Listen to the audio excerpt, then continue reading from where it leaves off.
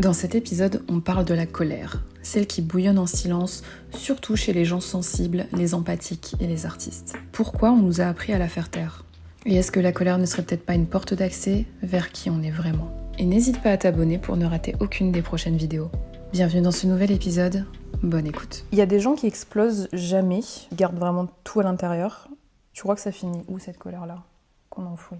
Pour moi, de ce que je peux observer, il y a vraiment une cristallisation qui se passe dans le corps, déjà, dans un premier temps. Pour moi, la colère, c'est une énergie et c'est quelque chose qui doit circuler. Donc une personne qui va ressentir une colère et qui ne va pas justement la laisser circuler, à un moment donné, c'est comme un tuyau d'arrosage, ça va créer des nœuds et ça fait des blocages. Donc les blocages, on peut les apercevoir dans le corps humain, dans le corps physique, donc il peut y avoir des tensions, il peut y avoir des migraines, il peut y avoir des boules dans le ventre, des choses qui viennent se serrer, quoi. Et donc d'avoir des vrais symptômes physiques, outre, on va dire, les blocages énergétiques, voilà, pour avoir quelque chose de très concret, pour que ça puisse parler à tout le monde, le corps physique envoie des symptômes quand il y a des blocages. Ouais. Du coup, ça reste que dans le corps ou c'est dans le mental aussi? Ça va dans le corps et ça impacte en fait, pour moi, tous les corps énergétiques. Donc pour parler un petit peu plus, pour aller un petit peu plus en profondeur sur cette thématique-là, on a notre corps physique,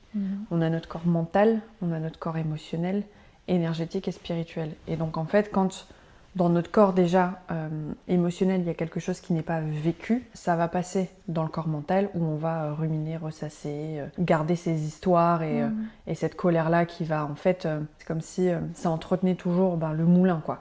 Alors, on met toujours de l'eau dans le moulin, donc ça tourne tout le temps. Donc si on ne vient pas libérer ça, au final ça vient et ça se stocke donc dans le plan mental pour sûr, et le corps physique aussi. Et à ton avis, si la colère, elle parlait, qu'est-ce qu'elle dirait? Genre ça viendrait défendre quoi chez nous?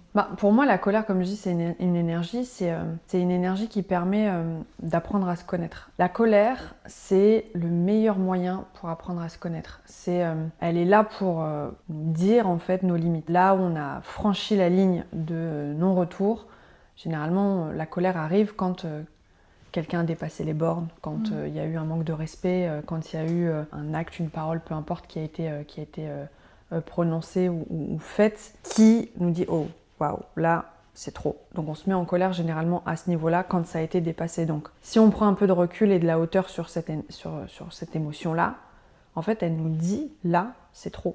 Là, tu as dépassé les limites. Donc, j'ai des clients qui prennent la colère comme une émotion qu'il ne faut pas exprimer, ou c'est pas bien, ou non, faut pas être en colère parce que à quoi je vais ressembler, ou comment les autres vont penser de moi. Mais au final, la colère, ça demande pas forcément d'aller vomir sa colère n'importe où et sur n'importe qui, mais c'est juste de prendre conscience de là ça me titille, c'est qu'il y a quelque chose, il y a un besoin, il y a quelque chose qui n'a pas été soit exprimé, soit respecté, en disant là t'as été trop loin, là ça c'est ma limite. Donc ça nous permet d'apprendre à nous connaître, de poser notre cadre, de savoir là c'est trop, ou là ça c'est ok en fait. Et du coup, pourquoi à ton avis c'est si dur pour les gens qui sont sensibles, les personnes empathiques, les artistes aussi des fois, d'assumer, d'exprimer cette colère-là? Parce que c'est mal vu, parce que dans l'éducation, on dit tout le temps, on va dire aux enfants, arrête de pleurer, tais-toi,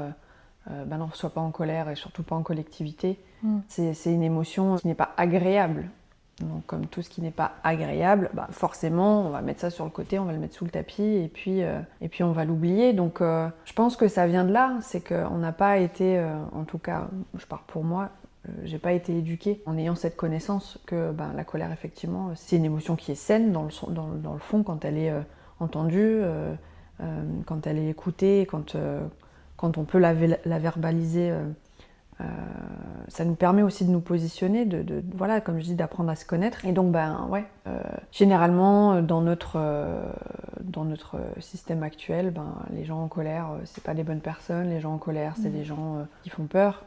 Et effectivement, si ça vient dans un cadre, quand la colère est exprimée sur quelqu'un, quand elle est,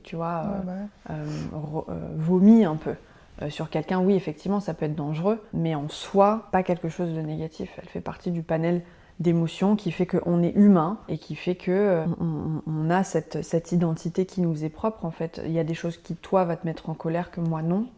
Et le voisin, pareil. Ça permet voilà, d'avoir un petit peu comme un mode d'emploi de la personne. Bah, là, ça la met en colère, ça c'est sa limite en fait. Donc je sais que là, je vais pas dépasser ce step-là. Et du coup, comment toi, t'as appris à gérer cette colère-là en fait? On m'a pas appris. Okay. Voilà. Dans ma famille, la colère c'est une émotion, enfin, de par mon histoire, de par mon passé. La colère c'est quelque chose que je fuis. Moi, dès qu'il y a une personne en colère, je suis plus dans la pièce. Salut, bonsoir. Parce que j'ai été confrontée à beaucoup à cette émotion-là souvent. Et donc, on va dire, mes fondations sur lesquelles je me suis construite, ce que j'ai développé en fait quand j'étais jeune, c'était va te cacher en fait, va te mettre sous ton lit et mets-toi en boule. Donc c'est une émotion que j'ai eu du mal à exprimer parce que de par l'exemple que j'ai pu avoir quand j'étais jeune, je ne voulais pas mettre les personnes dans une situation d'inconfort de par ma colère. Donc en fait je l'ai vite coupée. Donc pendant des années, moi j'étais jamais en colère. Marion en colère? Oh non. Tout va bien, jamais, tout va bien, il n'y a pas de... Et en fait, en travaillant sur moi, en allant voir des thérapeutes, en allant, que ce soit en soins énergétiques ou autres, on voit bien qu'il y a des choses qui sont là en fait. C'est pas parce qu'elles sont pas présentes, en tout cas dans le ressenti, parce qu'en fait on a coupé ce lien. Et dans mon inconscient, la colère c'est mal, la colère c'est pas bien, ou si je viens à connecter ma colère, quel monstre je vais devenir. On est un peu là-dessus. Donc en fait c'est de recréer du lien petit à petit et de se dire ok, je commence à ouvrir la porte et je me rends compte que bon, t'as pas besoin d'exploser, t'as pas besoin de cracher ton venin sur le monde entier, mais c'est en fait commencer à connecter quoi là ma limite. Ok, là je sens que ça titille, ce que je disais tout à l'heure, là quand tu sens que ça te titille, juste d'en prendre conscience, t'es pas obligé. De toute façon, moi je suis pas une personne qui explose de base dans mon tempérament, je suis pas du genre à aller casser des assiettes, à hurler dans la rue, pas du tout. Mais ça veut pas dire qu'elle est pas là. C'est juste que le moyen d'expression, en tout cas chez moi, n'est pas dans l'expansion. Ça peut être dans le verbal, dans le non-verbal aussi beaucoup. Et donc comment j'ai fait pour apprendre? J'ai travaillé sur moi. Thérapie, formation, je me suis documentée sur le sujet. Et après, chacun a son moyen d'expression aussi. Il y a des personnes qui vont exprimer la joie d'une certaine manière, d'autres d'une autre manière. La colère, c'est pareil. Là, je pense que le point clé, en fait, c'est de pouvoir la reconnaître, savoir où elle se situe, dans quelle situation, pour pouvoir justement aller comprendre le message qu'elle vient exprimer derrière ça. Mais est-ce que tu penses qu'au final, c'est sain de l'exprimer, sa colère, ou pas? Ah oui. Pour moi, la colère doit s'exprimer. Elle doit circuler, en fait. Donc, pour moi, l'expression... c'est un moyen de la faire sortir de soi. Donc ça peut être par le verbal, ça peut être par le physique. Donc il y a des gens qui ont besoin de taper, il y a des gens qui ont besoin de crier, il y a des gens qui ont besoin de parler, de dire des choses. Tu vois, la colère peut s'exprimer de plein de manières différentes. L'exprimer sainement, c'est de ne pas taper sur quelqu'un. C'est de pas forcément aller vomir toute sa colère à quelqu'un, parce que ça aussi, ça peut être aussi blessant. Voilà, on peut aller hurler dans un coussin, on peut aller taper dans un coussin, on peut aussi écrire quand on a du mal à l'exprimer à l'oral. D'écrire, si on vient de se disputer avec quelqu'un, au lieu d'aller lui vomir le truc, mais au moins de le sortir de soi, quoi.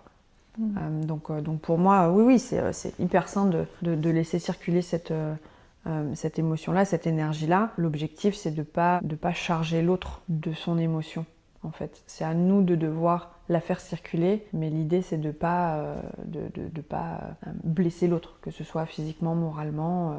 Des fois, il y a des fuites et on apprend, quoi. Il n'y a pas de perfection, il n'y a pas de... Je pense pour les personnes qui ont du mal et qui ont peur aussi de cette colère-là, c'est de se dire, de toute façon, si on l'a toujours mis sous clé, c'est pas en ouvrant la porte qu'elle va sortir comme ça. Généralement, ça se fait petit à petit et justement, ça nous permet d'apprendre à la gérer, mais en tout cas de faire connaissance avec et de se dire, ok, moi, ma manière d'être en colère, c'est ça.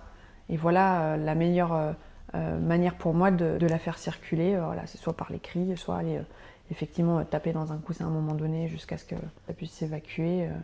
Ou hurler dans un coussin parce que j'ai besoin que ça passe par la gorge. Du coup, toi, dans ton activité pro de tatoueuse, de mentor pour les indépendants, tu le vois souvent, ça, la colère chez tes clients? Comment ça se manifeste chez eux, en fait? Beaucoup de mes clients sont un peu comme moi. On n'est pas sur une expression de la colère saine. Généralement, elle est mise sous le tapis. Et pendant des années. Donc de toute façon, les personnes qui viennent chez moi, ils viennent me voir parce que effectivement il y a un inconfort, il y a un blocage, il y a une problématique, et du coup en allant chercher la cause, on se rend compte que cette histoire de colère est présente et que elle a été mise sous le tapis, quoi. Donc c'est vrai qu'en ce moment j'en ai pas mal. Enfin c'est une thématique qui revient et c'est ce que je leur dis en fait. La colère, c'est vraiment un moyen d'apprendre à se connaître, quoi. Donc si on arrive à apaiser la relation qu'on peut avoir avec elle en la diabolisant, en ne la diabolisant pas justement, il y a quelque chose qui s'apaise, il y a quelque chose qui est beaucoup plus sain. Et quand on s'autorise à être en colère, on se rend compte que du coup on l'est tout de suite moins. Quand on s'autorise à être triste, quand on s'autorise à, rien que le fait de mettre de la conscience là-dessus, ça baisse déjà beaucoup la pression, quoi.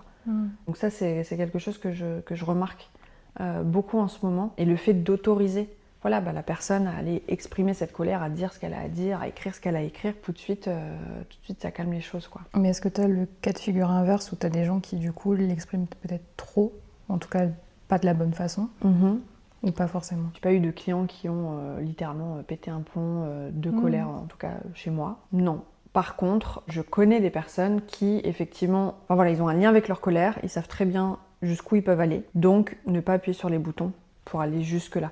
Donc il y a aussi ce côté, je peux aller dans les extrêmes. Je connais des personnes qui peuvent aller dans les extrêmes, à aller casser des trucs, à aller avoir le coup de poing facile.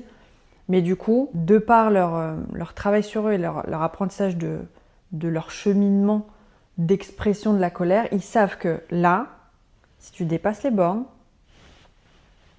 ça risque d'être douloureux. Donc l'idée, c'est de ne pas aller jusque-là, de pouvoir désamorcer avant pour ne pas que le couperet tombe et que ça fasse mal, quoi. Donc en fait c'est vraiment c'est apprendre qui on est, jusqu'où on est capable d'aller et de pouvoir couper ce chemin du trop pour éviter les problèmes, en fait. Et du coup tu penses qu'on peut changer vis-à-vis de ça quand une personne par exemple a tendance à trop exprimer sa colère? Est-ce que tu penses qu'elle peut changer et réussir à moins le faire, ou vraiment le but c'est juste de dire écoute, là c'est ma limite et c'est tout, en fait, tu vois, je peux pas Selon moi, je pense pas qu'on peut changer. Je pense qu'on a un mode d'emploi qui est là, qui est établi. Par contre, on peut évoluer, on peut apprendre, on peut savoir, sentir. Là, c'est le point de non-retour. Donc, qu'est-ce que je mets en place pour ne pas arriver à ça? Et des fois, c'est de couper la relation avec la personne qui énerve ou la situation qui énerve pour dire je m'aventure pas là-dedans. En tout cas, là, c'est pas le moment, quoi. Parce que si je remets une pièce dans le jukebox, ça peut faire des étincelles. Je pense pas qu'on change, en tout cas du tout au tout. Une personne qui est nerveuse, elle va pas devenir calme, elle aura toujours son tempérament, qu'elle va justement travailler pour s'apaiser. Mais elle l'aura toujours. C'est un peu notre ADN, en fait. Il y a des personnes qui vont, qui sont plus calmes, elles vont pas devenir hyper nerveuses du jour au lendemain.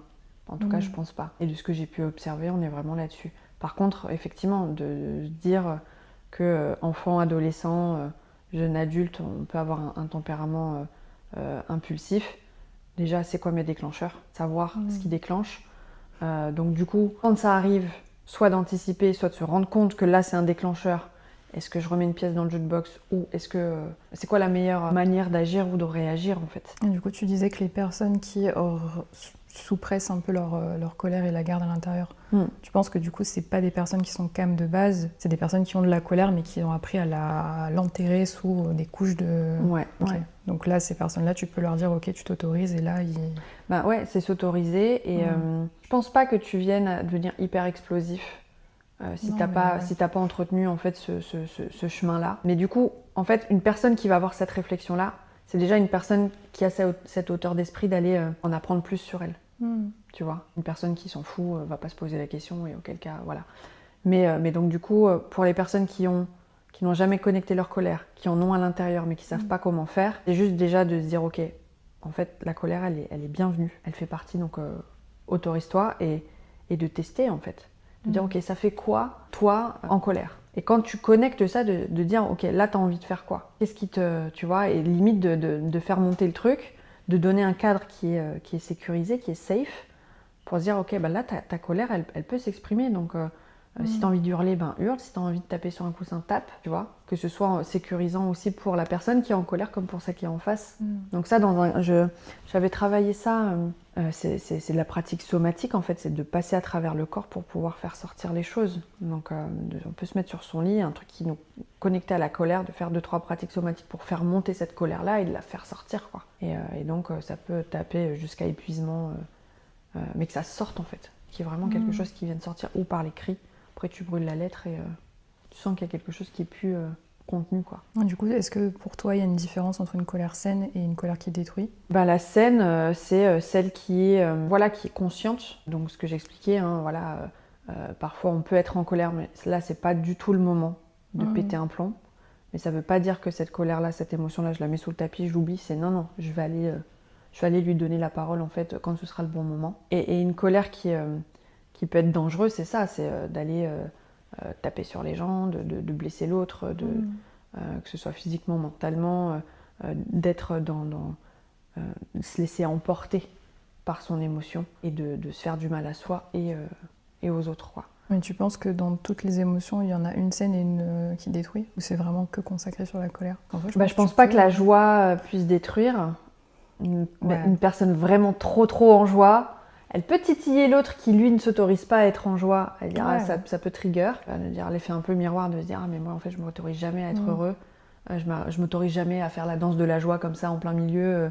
Tu vois, la tristesse peut amener à prendre des décisions, à avoir des pratiques qui peuvent être dangereuses pour soi ou pour les autres, c'est sûr. Ouais, après, je pars toujours du principe que les extrêmes, tu vois, sont pas forcément l'idéal de tomber dans l'extrême. Tu vois, une émotion, c'est une énergie en mouvement, emotion. Ça bouge, donc ça vient, ça part en fait. Donc la colère, elle vient, elle part. La tristesse, elle vient, elle part. En fait, il n'y a rien qui est dans la durée. Si tu l'autorises, elle bouge, boum, elle vient, elle fait son job et elle se calme. Une tristesse, si tu la contiens, elle va durer longtemps parce qu'elle n'aura pas fait son cercle. Elle n'aura pas fait son cercle, pardon. Ou son cycle. Ça marche aussi. Son cirque aussi. Donc cirque, c'est pas... Non, mais son cirque. Elle n'aura pas fait son cirque. En fait, c'est ça, les émotions, elles viennent comme elles partent et elles partent comme elles viennent. C'est vraiment un truc de pouf. Une fois que je l'autorise, elle fait ce qu'elle a à faire, elle s'en va. Donc en fait, c'est ça la clé de toutes les émotions au final, c'est que si tu les gardes, ça dure trop longtemps, et si tu les gardes pas, juste... c'est quelque chose que tu entretiens en fait. L'émotion, elle est pas faite pour rester. Il y en a qui s'accrochent parce que je vais toujours être en joie, mais en fait, t'es pas vraiment toi. C'est pas vrai, tu vois. On n'est pas fait que de joie, on est toutes ces émotions-là en fait. Et du coup, est-ce qu'on peut dire que la colère est un moyen d'apprendre à se connaître? Je pense que oui, clairement. Du coup là. Clairement. Et c'est un vrai enseignant, quoi. La colère, quand on prend un peu de hauteur et qu'on capte cette émotion-là comme, ok, elle est là pour nous donner un peu nos frontières, en fait, nos barrières. Là, on sait que si on la dépasse, c'est pas bon. Que, ça te permet de dire, ok, sur telle thématique, là, c'est ma limite. Sur une autre thématique, ça, c'est ma limite. Et donc, du coup, on peut avoir un panel comme ça d'apprentissage de soi, et on se rend compte que en grandissant, ça bouge, rien n'est figé en fait. Donc les choses qui nous mettaient en colère avant, maintenant peut être ok parce que on a été travaillé sur soi, et ce qui pouvait nous titiller avant, là on se rend compte que en fait c'est un peu futile là aujourd'hui. Ça ne veut pas dire que ça l'était avant, hein. On prend vraiment en considération les choses, mais là aujourd'hui, en fait, il n'y a pas mort d'homme, quoi. Ouais, c'est vraiment une vraie carte à jouer dans la démarche d'apprendre à se connaître. Donc pour les personnes effectivement qui ont pu jouer des rôles pendant des années pour pouvoir jouer le rôle de la bonne personne, d'aller reconnecter à notre colère quand elle vient et de se dire ok, qu'est-ce qu'on m'a dit, qui j'ai vu, quel environnement j'ai côtoyé, qu'est-ce qui fait que là je suis en colère, boum. Et rien que le fait de prendre conscience de qu'est-ce qui m'a mis en colère, tu as déjà l'information, tu vois, à mettre dans ton petit calepin de qui suis-je. Comme ça, tu sais que la prochaine fois, ok, ce genre de comportement, ce genre de discours, ça c'est un point qui vient te toucher personnellement, quoi. Et du coup, là, s'il y a une personne qui regarde la vidéo qui est dans l'extrême du coup de la colère et une autre qui est dans la suppression totale, qu'est-ce qu'elle peuvent faire ces deux personnes-là pour commencer à la gérer? Déjà, d'avoir envie d'aller connecter ça et de le faire, donc se faire accompagner et de le faire avec une personne de confiance. Une personne avec qui on se sent en sécurité, avec qui on sent que on peut lâcher les chevaux et sentir que la personne en face, elle a ce cadre pour pouvoir tenir si il vient avoir un débordement, mais de le faire, que ce soit acté, qu'il y ait vraiment un cadre thérapeutique. Quand je dis thérapeutique, ça peut être tout type de travail, hein. C'est très vaste et il y a plein de professionnels qui peuvent s'en occuper, mais quelqu'un qui sait ce qu'il fait, bien évidemment. L'idée, c'est pas d'aller ouvrir des portes et de laisser ça comme ça en disant bon bah débrouille-toi avec ça. Pour moi, alors le travail sur soi, le développement personnel, apprendre à se connaître, ça peut se faire au sein du couple même, hein. Il n'y a pas forcément besoin d'être avec un thérapeute, mais de le faire avec une personne qui de la communication, tu vois, et qui puisse entendre ben voilà, que c'est un peu une expérimentation de soi. Ben, je me suis jamais lâchée comme ça. Effectivement, voilà, je suis désolée de communiquer, de dire bon bah là t'as été trop loin. Voilà, pour la prochaine, sache que là ça c'est ma limite, donc t'es au courant. Donc si la prochaine fois tu repasses ces frontières-là, tu auras été informé. Donc se faire accompagner ou... Donc se faire accompagner, ouais, se faire accompagner. Pour moi, je pense que c'est la meilleure façon pour aller travailler sur soi, de le faire voilà, dans un environnement safe, avec une personne en qui on a confiance, une personne compétente. Donc ouais, ce serait ça l'idée. Eh bah écoute, merci beaucoup pour tous ces conseils. Si tu t'es reconnu dans cette vidéo, sache que tu as le droit de ressentir, tu as le droit d'être en colère. La colère, quand elle est écoutée, ça peut devenir une vraie force. Et si tu as envie d'explorer ça, tu trouveras en description tous les liens pour pouvoir contacter Marion. Et si cet épisode t'a parlé, pense à t'abonner, liker et partager à quelqu'un qui pourrait peut-être en avoir besoin. Merci d'avoir passé ce moment avec nous. À la semaine prochaine.